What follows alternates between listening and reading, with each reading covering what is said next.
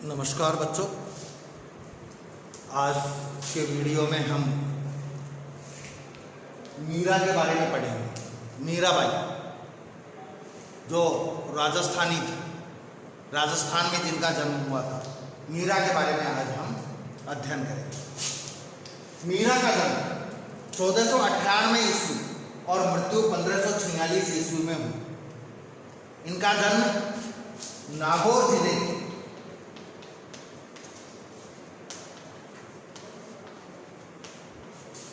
Merta city, Nagaur जिला है, उसमें है मेड़ता सिटी। तो आज हुआ है, मेड़ता नाम था। मेड़ता गांव के कुड़की नामक गांव,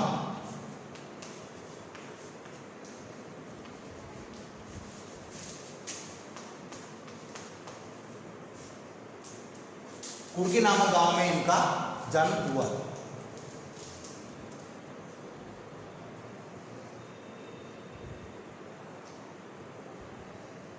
मीरा की जो प्रमुख रचनाएं हैं वो ध्यान रखो।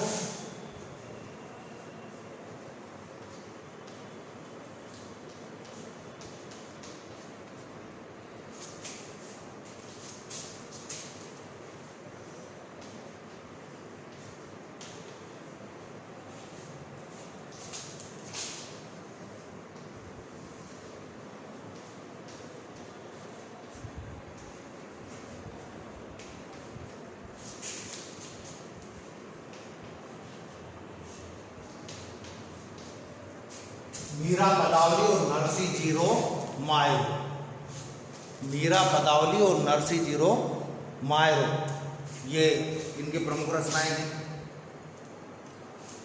मीरा सगुण धारा की महत्वपूर्ण भक्त कवयित्री थी। सगुण भक्ति धारा, सगुण का मतलब दो धाराएं होती हैं, कबीर वाले बता चुका हूं मैं। एक तो सगुण भक्ति और एक निर्गुण भक्ति।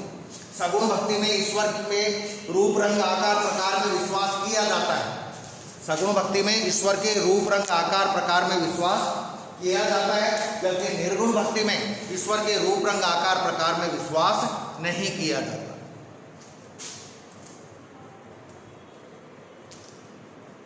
उनकी कविता में सगुण भक्ति मुख्य रूप से मौजूद है, लेकिन निर्गुण भक्ति का प्रभाव भी, क्योंकि निर्गुण भक्त जो कवि हुए उनकी ये शिष्या रही थी, ऐसा कहते हैं। हालांकि ज्यादा इस बात के तथ्य सबूत नहीं मिलते हैं कि रैदास, संत रैदास उनके गुरु माने जाते हैं, लेकिन इस बात के ज़्यादा तथ्य नहीं मिलते, क्योंकि ये वो काल था जब राजपूत शासन अपने चरम पर था और वहाँ नीची जाति वाले को गुरु नहीं बनाया जाता था, नहीं माना जाता था। लेकिन फिर भी ऐसा कहा जाता है कि संत रैदास इनके गुरु थे। बचपन से ही उनके मन में कृष्ण भक्ति की भावना जन्म ले चुकी थी, इसलिए वे कृष्ण को ही अपना आराध्य और पति मानती थी। अन्य भक्तिकालीन कवियों की तरह मीरा ने भी देश में दूर दूर तक यात्राएं की। चित्तौड़ राजघराने में अनेक कष्ट से उठाने के बाद मीरा वापस मेड़ता आ गई। यहाँ से उन्होंने कृष्ण की लीला भूमि वृंदावन की यात्रा की, जहाँ कृष्ण ने लीला की थी। जीवन के अंतिम क्षणों में, अंतिम दिनों में वे द्वारका चली गई। माना जाता है कि वहीं रणछोड़ दास जी की मंदिर की मूर्ति में वे समाहित हो गई।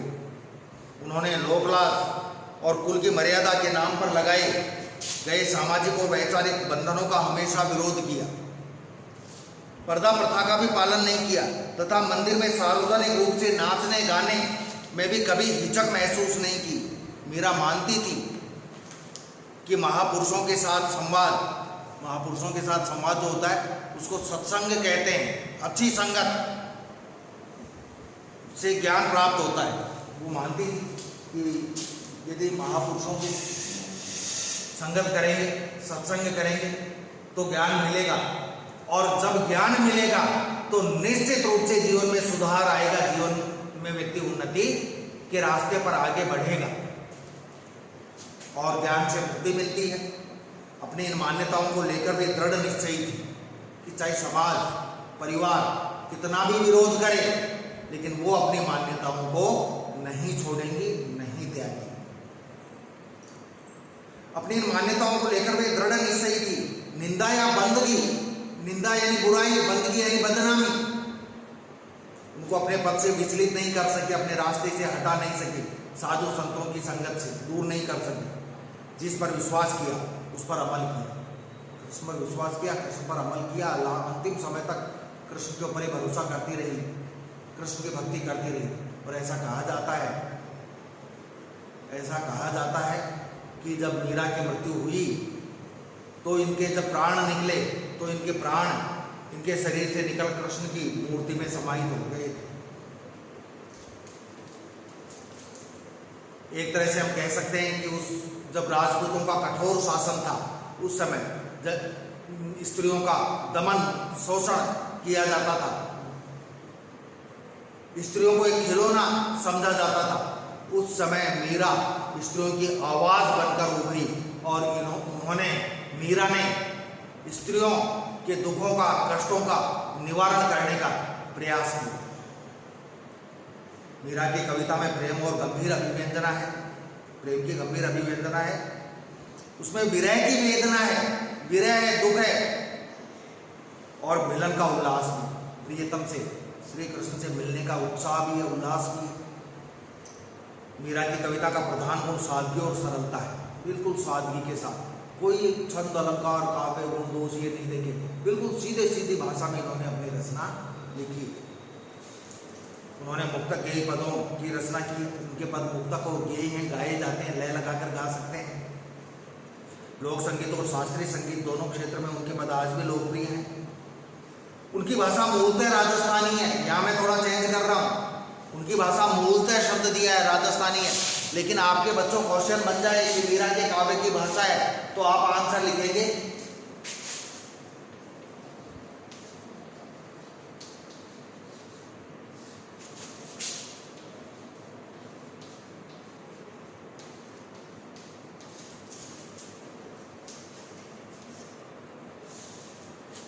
उनके काव्य की भाषा राजस्थानी मिश्रित ब्रज, राजस्थान की तो खुद रहने वाली थी और ब्रज के इनके आराध्य श्री कृष्ण थे, तो राजस्थानी और ब्रज दोनों शब्दों का समावेश किया है। हाँ, इतना अवश्य राजस्थानी के शब्द अधिक हैं, ब्रज के कम हैं, लेकिन उनके बिल्कुल सही आंसर होगा राजस्थानी मिश्रित ब्रज।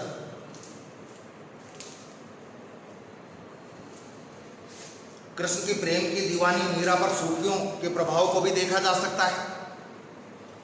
मीरा की कविता के मूल में दर्द है, दर्द, विरह, वेदना, पीड़ा, कष्ट, व्याकुलता है, क्योंकि इनके प्रियतम अर्थात श्री कृष्ण से मिलन नहीं हुआ।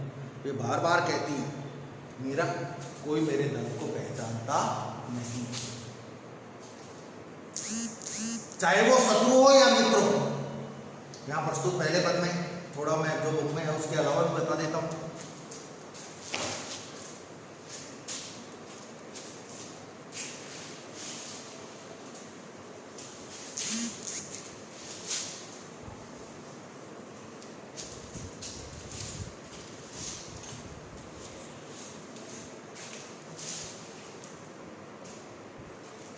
मीरा के पिता का नाम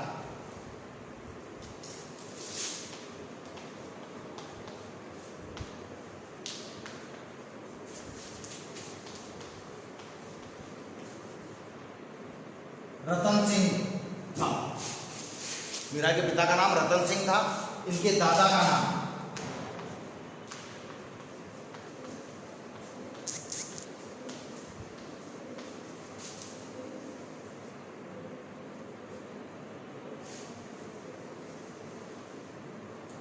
राव दूदा था। ऐसा कहते हैं कि मीरा की माता और दादी, मीरा की माँ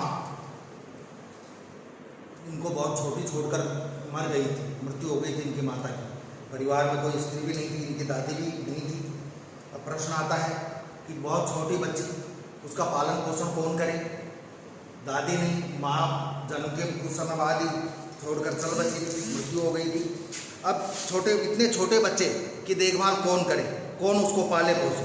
तो ये जिम्मेदारी मीरा के पालन पोषण की, लालन पालन की जिम्मेदारी बच्चों किसने उठाई थी? मीरा के दादा ने। मीरा के दादा का नाम क्या है? राव दूदा। राव दूदा ने इनके लालन पालन की जिम्मेदारी निभाई थी, यानी राव दूदा से इन्होंने प्रारंभिक शिक्षा पाई थी। और मीरा कृष्ण भक्त बनी मीरा कृष्ण भक्ति में डूबी, इसके मूल में यदि कोई था तो वो थे राव दूधा। क्यों? क्योंकि राव दूधा खुद कृष्ण भक्त थे, खुद कृष्ण की भक्ति करते थे। ठीक है। इसके अलावा जब मीरा बड़ी हुई तो मीरा का विवाह कर दिया गया। मेवाड़ में 2 राज्य माने जाते थे, 2 क्षेत्र माने जाते थे। एक तो माना जाता था मेवाड़ और एक माना जाता था मारवाड़।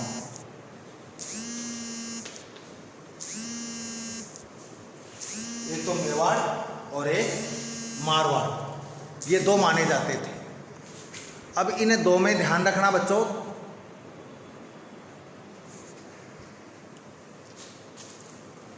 इन दोनों में चित्तौड़ और उदयपुर,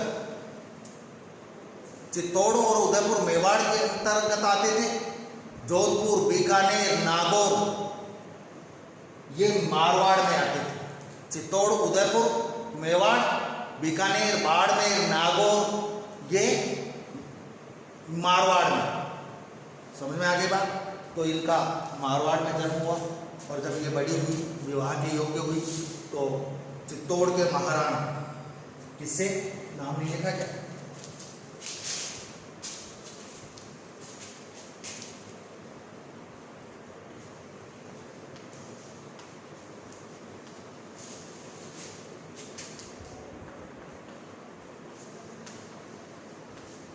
भोजराज के साथ इनका विवाह कर दिया गया। तो मीरा के पति कौन हुए? भोजराज। लेकिन रामचरितमानस में तुलसीदास जी ने कहा है, होय वही जो राम रचि राखा। होता वही है जो राम को पूछता है, राम को अच्छा लगता है, जो भगवान चाहते हैं वही होता है। व्यक्ति चाहे कितना भी प्रयास करे, जो भगवान चाहते हैं वही होता है। वही हुआ सा मीरा विवाह के कुछ माह बाद ही, कुछ समय बाद ही, कुछ दिनों बाद ही मीरा क्या हो गई? विधवा हो गई। विधवा जानते हो, भोजराज की मृत्यु हो गई। अब पहले ही नियम था, राजा के बाद राजा का बेटा राजा बनता था। अब मीरा के पति भोजराज की मृत्यु तो कुछ माह बाद ही हो गई, संतान थी नहीं मीरा के। अब राजा कौन बने? तब भोजराज का छोटा भाई, मीरा का देवर,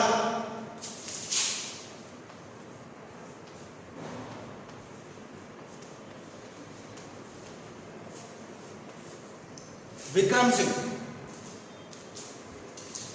मेवाड़ के सिंहासन पर आरूढ़ हुआ, सिंहासन पर बैठा, अच्छे से सिंहासन पर बैठ गया, शासन सही चला रहा था। फिर एक दिक्कत हो गई। अब मीरा ने देखा कि भैया पति तो है नहीं, अब ये जीवन तो बिगड़ गया, कम से कम दूसरा जीवन तो सुधारा जाए। तो उसने कृष्ण भक्ति प्रारंभ कर दी, कृष्ण की भक्ति शुरू कर दी मीरा ने। अब जब कृष्ण की भक्ति प्रारंभ कर दी तो शुरू में तो वो महल में करती कृष्ण की भक्ति, उसके कुछ दिन बाद मंदिर में जाकर भक्ति करने लगी। जब मंदिर में जाकर भक्ति करती तो लोगों ने कहना शुरू कर दिया महाराणा से, विक्रम सिंह से, कि भाई आपकी भाभी देखो, पहले जातीयता के जो प्रतिबंध थे वो राजपूतों में बहुत कठिन थे, विशेष रूप से राजपूत स्त्रियों में, क्योंकि स्त्रियां तो वैसे भी शुरू से बंधन में रही हैं। पहले स्त्रियों के लिए घूंघट की प्रथा होती थी कि साथ क्यों, पुरुषों के लिए क्यों नहीं होती थी? पुरुषों के लिए क्यों नहीं होती?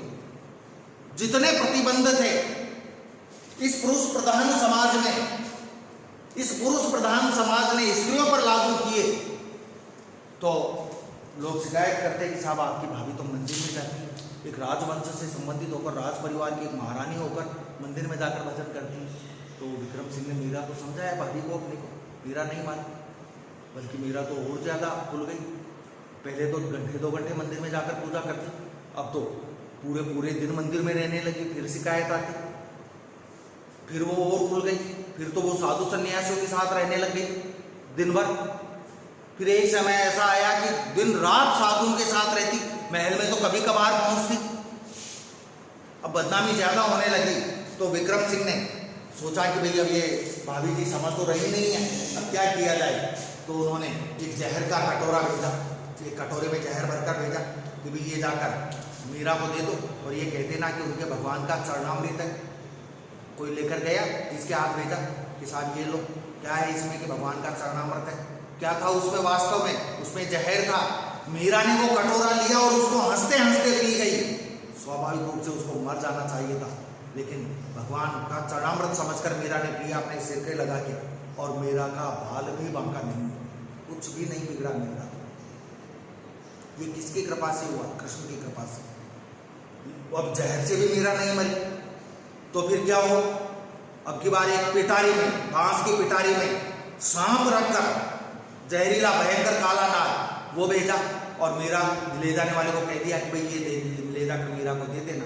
वो पूछेगी क्या है इसमें, तो कह देना कि इसमें तुम्हारे शालिग्राम जी, छोटे छोटे काले पत्थर होते हैं मंदिरों में, भगवान की मूर्ति के नीचे देखो, शालिग्राम जी, वो भयंकर सांप, विस्तार काला नाग, जो किसी को डस ले तो पानी नहीं मांगे आदमी, वो मीरा को दिया। मीरा ने उसको खोला तो भगवान की कृपा से सांप की जगह वाकई शालिग्राम हो गए थे। इस प्रकार की कृष्ण भक्त कवियत्री थी। ऐसा कहते हैं कि मीरा ने कई यात्राएं भी की। जन्म उनका कुड़की नामक गांव में हुआ, नागौर में, मारवाड़ में। उसके बाद वो